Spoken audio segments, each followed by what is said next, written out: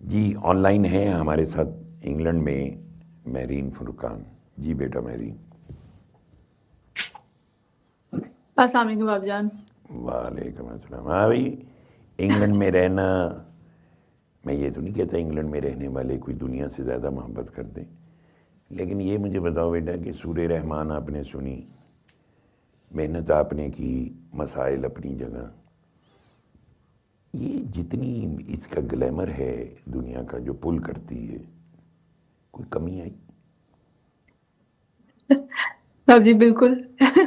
باب جی میں نے نا دعا کا ٹریلر دیکھا، جب مجھے کہا، میں نے سوچا کہ میں نے اس بارے میں بات کرنی ہے کہ دنیا کی محبت، تو I'll be very honest I couldn't gather my thoughts about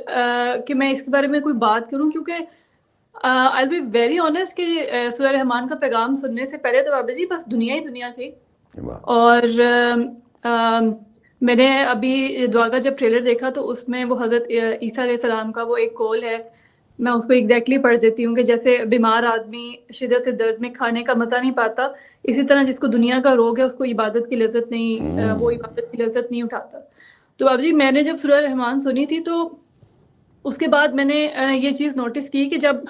نماز ہم پڑھتے ہیں نا تو اس میں اکثر ایسا ہوتا تھا کہ جب شروع کرتے تھے تو وہ سبحان اللہ سے شروع کرتے تھے، اور اس کے بعد جب ختم ہوتا تھا تو السلام علیکم جب سلام پھیرتے تھے تو درمیان میں اکثر بھول ہی جاتا تھا، پھر وہ ایک ایکسٹرا سجدہ کرنا پڑتا تھا کہ بیچ میں کتنی رکعت پڑھی ہے نا. تو اب جی یہ تو ہماری دنیا کی محبت ہے کہ نماز شروع کرتے تھے اور اس میں کنٹینیوسلی یہی خیال ہوتا تھا کہ ابھی یہ اسائنمنٹ کرنی ہے، اچھا ابھی یہ کام کرنا ہے، اچھا ابھی وہ والا کام کرنا ہے، یہاں جانا ہے وہاں جانا ہے، اس کو ای میل کرنی ہے. تو وہ کنٹینیوسلی دنیا کی محبت اتنی زیادہ سر پہ سوار رہتی تھی کہ فوکس نہیں کر پاتے تھے ایون نماز میں. تو میں نے یہ ڈفرینس فیل کیا بابا جی الحمدللہ کہ سورہ رحمان سننے کے بعد میرے اندر، میں نے ویسے چھوٹی نماز کی بات کروں گی، فجر کی جب نماز پڑھی نا بابا جی، پھر میں نے ایک ٹرائی کیا کہ اب میں نے سورہ رحمان سنی ہے، اب میں نے آنکھیں بند کر کے دل میں ڈوب کے 3 بار اللہ پڑھ کے میں نے پانی پیا، اور اب میں دیکھتی ہوں کہ میرا فوکس کیسا ہوتا ہے. باب جی میں سچ بولوں گی بالکل کہ اتنا مزہ آیا اس دن نماز پڑھنے کا، مجھے بیچ میں نماز بھولی نہیں، اور شروع سے لے کر اینڈ تک میں نے پراپر جو ہے نا وہ نماز پڑھی اور سنت پڑھی، 2 سنتیں پڑھی. تو مجھے بابا جی اتنا مزہ آیا، اتنا رونا بھی آیا کہ اللہ تعالیٰ ہم سے کتنا پیار کرتے ہیں، اور ہم اگر اللہ کے آگے پیش بھی ہوتے ہیں تو ہمارے اندر اللہ کی محبت کے بجائے کی دنیا ہی چل رہی ہوتی ہے. تو I'll be very honest, yes it does make difference سورہ رحمان سننے سے بابا جی. اور انگلینڈ میں رہنے کے بعد بھی بابا جی وہ آپ کی والی بات ہے کہ انگلینڈ میں بھی اللہ تو ادھر بھی ہے نا بابا جی، بے شک. اور اس کا احساس جو ہے وہ اللہ تعالیٰ کے ساتھ جڑ جانے میں ہی ہے. ظاہری بات ہے دعا سنتے ہیں اور پھر کسی کو سورہ رحمان کا پیغام دیتے ہیں تو پھر وہ کنیکٹیوٹی اس سے زیادہ اسٹرانگ ہوتی رہتی ہے باب جی. آف کورس دنیا کی محبت حاوی ضرور ہوتی ہے، کیونکہ اگر میں یہ کہوں گی کہ نہیں ہوگی تو پھر